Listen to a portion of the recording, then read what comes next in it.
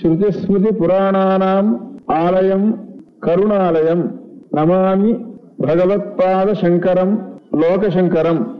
அபார கருணா சிந்தும் ஞானதம் சாந்த ரூபிணம் ஸ்ரீச்சந்திரசேகர குரும் பிரணமாமி முதான்வகம்.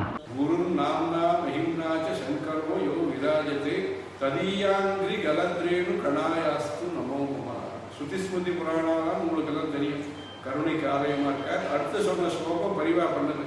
குரு நாம்னா மஹிம்னாச்ச சங்கரோ யோ விராஜதே. எந்த குருவானவர் மகிமையோடு இருந்துட்டு இருக்காரோ, நல்ல கீர்த்தியோடு இருந்துட்டு இருக்காரோ, அந்த பேரோடு சங்கரனா இருந்துட்டு இருக்காரோ அவருக்கு நமஸ்காரம் பண்ணேன்னு பெரியவா சொன்னா. அந்த மாதிரி நமாமி பகவத்பாத சங்கரம் லோகசங்கரமாக லோகத்துக்கு நல்லதை பண்ணக்கூடிய சக்தி, லோகத்துக்கு நல்லதை பண்ணக்கூடிய பாக்கியம், லோகத்துக்கு நல்லது பண்ணக்கூடிய புத்தி எல்லாத்தையும் ஆச்சாரியார் கொடுக்கறதுக்கு எல்லாரும் சேர்ந்து பிரார்த்தனை பிரயத்னம் ரெண்டும், மனுஷ பிரயத்னம் ஈஸ்வரிய பிரார்த்தனை எல்லாரும். ஜெய ஜெயசங்கர், ஹர ஹர சங்கர். நமः பார்வதி பதயே. கோவிந்தநாம சங்கீர்த்தனம். தமிழ்ல ஈழம்னு பேரு, ஈழ நாடுன்னு பேரு. சம்ஸ்கிருதத்தில் இருக்க சகாரம் ஷகாரம் ஹகாரம் இதெல்லாம் தமிழ் இலக்கணப்படி பேசாது. ஆனி ஆடிங்கிற மொழியா ஆஷாட மாசம் பேரு. பூர்வாஷாடான்னு நட்சத்திரம், பூராடம் நட்சத்திரம். பூர்வாஷாடான்னா ஆஷாட மாசம்னு பேரு. ஆஷாடம்னா ஷா பேசாது. ஆடி வந்துடும் தமிழ்ல. ஸ்ராவணம்னு பேரு, ஸ்ரவண நட்சத்திரம்னு பேரு. அது ஸ்ரவணா நட்சத்திரம்னு பேரு இருக்கு. அது ஸ்ரவணங்கிறது ஷாரா அந்த அக்ஷரங்கள்லாம் முதல் கூடியான மெய்யெழுத்துலாம் வராது. ஓணம் மலையாளத்தில் ஓணம் ஓணம்னு சொல்றது. அது தமிழ்ல என்ன திரு ஓணம். ஸ்ரவணம் நட்சத்திரம், ஸ்ரவணா நட்சத்திரம், ஸ்ரவண நட்சத்திரம் பேரு. அதனால ஸ்ரவண நட்சத்திரத்தில் பூர்ணிமை எந்த மாசத்துல வருதோ அதுக்கு ஸ்ராவண மாசம்னு பேரு. ஸ்ராவணம்னா ஆவணம், ஆவணி, ஸ்ராவணி பூர்ணிமான்னு சொல்றது.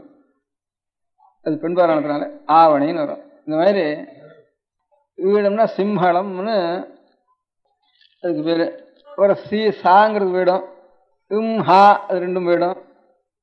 இளம்னு பிரச்சனை முடியும். அந்த நாட்டிலேருந்து வந்தவர் தான் ஈழவன் சொல்றது. ஈழவன் சொல்றது காரணம் ஈழ நாட்டிலேருந்து வந்தவர்களுக்கு ஈழவன் பேர்.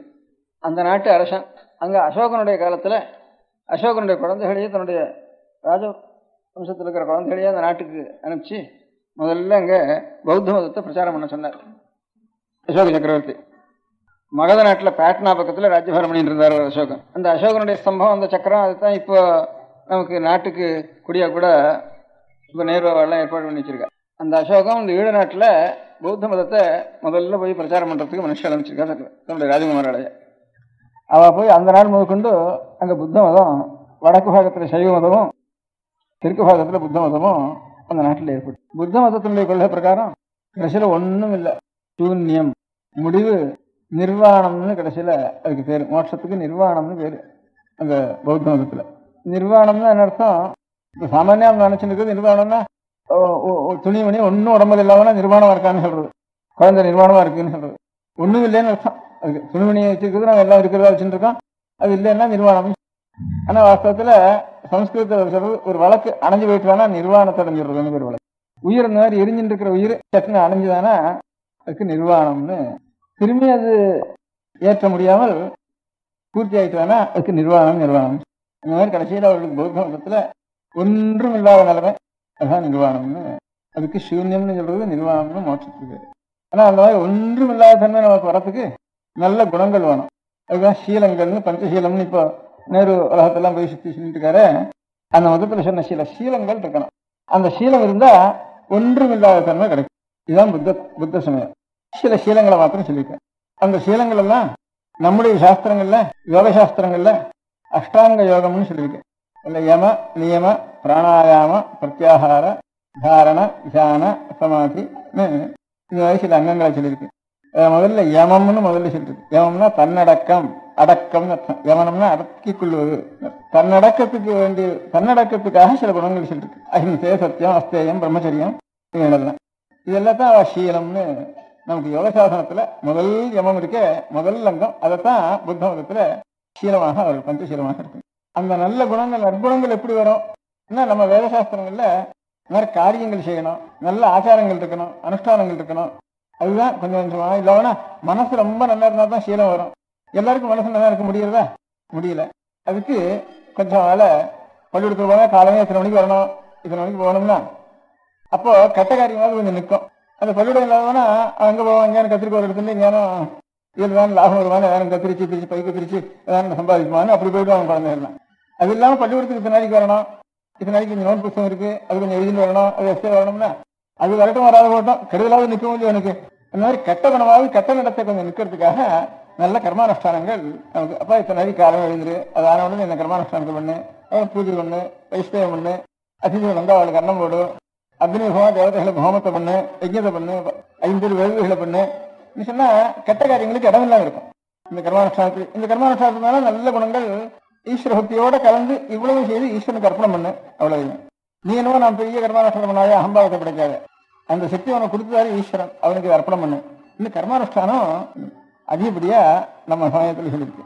கர்மானுஷ்டானங்கள்லாம் வீணத்துக்கு சீரவுக்கு தான் போறாங்க, பாலுக்குள்ள போறாதா பசு என்னத்துக்குன்னு சொல்ற மாதிரி ஆயிடும். பால் வேணும் நமக்கு வேணும், சாணியும் வைக்கலும் பசுவும் இதெல்லாம் என்னத்துக்கு அப்படின்னு சொல்ற மாதிரி அதை மாத்திரம் பிடிச்சிருந்து அது நல்ல குணம் தான், அது போறோம்னு அதோட. ஆனா முடிவு என்னன்னா அவ்வளவு ஈஸ்வர அர்ப்பணம் கிடையாது. அந்த நற்குணங்களை நம்ம ஒன்றும் இல்லாமல் செய்வோம். பற்று இல்லாமல் செய்துட்டா ஒன்றும் இல்லை, பற்று இல்லைன்னா ஒன்றும் இல்லை கிடைக்கும். ஆனா வேதங்களுடைய ஒரு ஏகதேசத்தை மாத்திரம் எடுத்துட்டு அந்த புத்த சமயம் அந்த காலத்துல பிரச்சாரம் ஆச்சு. நம்ம சாஸ்திரங்கள்ல கர்மானுஷ்டானத்தை செய்ய வேண்டியது, அது ஈஸ்வரனுக்கு அர்ப்பணம் பண்ண வேண்டியது. அர்ப்பணம் பண்ணாதான் நமக்கு சித்தம் சுத்தமாகும், சித்தம் சுத்தியமானா நல்ல குணங்கள் நல்ல சீலங்கள் உண்டாகும். அந்த சீலத்தினால் நமக்கு ஈஸ்வரனுடைய பரமாத்மாவுடைய ஒரு சுரூபமானது தானா பிரகாசிக்கும். நம்முடைய சித்தம் மலம் சுத்தம் ஆயிட்டு தானே கண்ணாடியை நல்லா தொடச்சுட்டா உள்ளது உள்ளபடி பிரகாசிக்கும். கண்ணாடி ஆடின்னு இருந்தாலும் பிரகாசிக்காது, ஆடலை நிற்கிறதுன்னா அது அழுக்கு படிஞ்சா இருந்தாலும் அது உண்மை பிரகாசிக்காது, உண்மை விளங்காது. இல்லை சித்தங்கிறது கண்ணாடி போல, பரம்பரைங்கிறது உண்மை.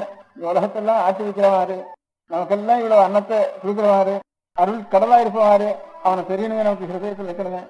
இந்த அழுக்கும் இல்லாம ஆடவும் ஆடாம வச்சுக்கோ கண்ணாடியை. சித்த ஐகாக்கிரியம்னு பேரு, ஏகாக்கிர சித்தம்னு பேரு.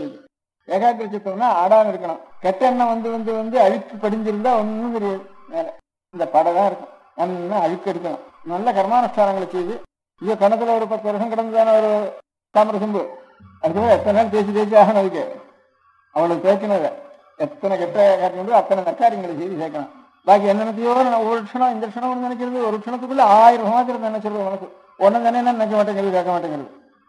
அவனுடைய திருட்டு வண்டியிலேயே ஒரு 5 நிமிஷம் நினை, 5 செகண்ட் நினை, 1 செகண்ட் நினை, இந்த ஜென்மத்துக்குள்ள 2 செகண்ட் கிடைச்சா கூட போறோம் நினைக்கிறது.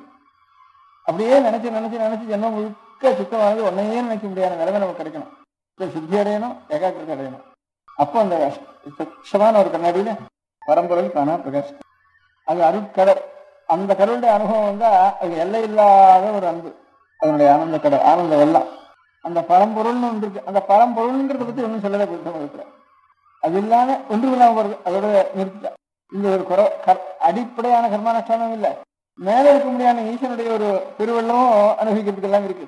இது ரெண்டும் இல்லாம நடுவதற்குரியான சீலமாக இருந்து போறாங்க அப்படின்னு மாணிக்க சுவாமிகள் அந்த சிவ வெள்ளத்தை அனுபவிக்கிறோம். அவனுடைய கிருபையினால அந்த ஒரு சீலமும் நமக்கு கிடைக்கணும். அவனுடைய அருளாக அதுவும் கிடைக்கும். நல்ல காரியங்களை செய்து கெட்ட காரியத்தை நிறுத்தணும், நல்ல காரியங்களை செய்து அவனுக்கு அதை அர்ப்பணம் பண்ணணும். அவனுடைய அருளாக அந்த சீலமும் கிடைக்கணும். அந்த சீலம் கிடைச்சதானா சித்தம் சுத்தமாகும், சித்தவரம் அறிவிப்பானா அவன் தானா வந்து உட்காந்துருவாங்க. இதுதான் வேதத்தினுடைய பொருள். வேதத்தினுடைய பொருள்ல ஏகதேசம் மாத்திரம் ஒவ்வொருத்தர் எடுத்துட்டு இருக்கா. அப்பா ஹிருதயத்திலேயே ஆண்டவன் இருக்கான். கோவிலுக்கு போவானே, படமாடும் கோவில் எனக்கு நடமாடும் கோவில் இருந்தா போறோம்னு ஒரு இடத்துல இருந்தானா சரி கோவிலுக்கு போக வேண்டாம் அப்படின்னு ஒரு தீர்மானம். விக்கிரகாராயண புலப்பு அப்படின்னு ஏதோ ஒண்ணு இருந்ததுதானே அந்த ஒரு வாக்கியத்தை எடுத்துட்டு அப்படி ஒவ்வொருத்தர் நல்ல குணங்கள் இருந்தா போறோம். நல்ல குணம் எப்படி வரும்? அவனுடைய கிருபை இல்லாம. கெட்டதிலேயே பழக்கத்தை கெட்ட பழக்கத்தை நிறுத்த வேண்டாமா? அதுக்கு நல்ல காரியம் பண்ணியான கெட்ட பழக்கத்தை நிறுத்தணும். இது எல்லாம் சேர்ந்து உருவிக்க ஒரு க்ஷேமத்தை நமக்கு கொடுக்கக்கூடியது. வேதத்தினுடைய வேத நதின்னு இருக்கு. வேத நதி தழைத்துவங்க. அதுல துறைகள் வைக்கலாம். முருகனுடைய வழிபாடோ, திருமால் வழிபாடோ, ஸ்ரீகரன் வழிபாடோ, விநாயகர் வழிபாடோ, அம்பிகையுடைய வழிபாடோ, இதெல்லாம் ஒரு துறைகள். வேத நதி தழைத்துவங்க மிகு சைவ துறை விளங்க. ஒரு பெரிய நதி அதுல பிரவாகம் போச்சுன்னா அதுல ஒவ்வொரு இடத்துல ஒரு கட்டம் பண்ணிட்டு ஒவ்வொருத்தரும் ஒரு இடத்துல போய் ஸ்நானம் பண்ணி வர. அப்படி இப்ப வேத நதியில சொல்லப்பட்டது சைவம். இந்த சைவத்தை மறந்து ஆண்டவன் அவனுக்கு குறுகி அவனிடத்துல சித்தம் ஈடுபட முடியாத ஒரு பாக்கியம் இல்லாம வெறும் பௌத்த சமணம் மாத்திரம் சில குணங்களை மாத்திரம் வச்சிருக்கிறது நியாயம் இல்லை அப்படின்னு நினைச்சிட்டு ஒன்றும் சொல்ல வேண்டாம், நானே அந்த ஈஸ்வரனோட ஈடுபட்டு அப்படி மாணிக்க சுவாமிகள் சிதம்பரத்துல கற்றுக்கணுங்க.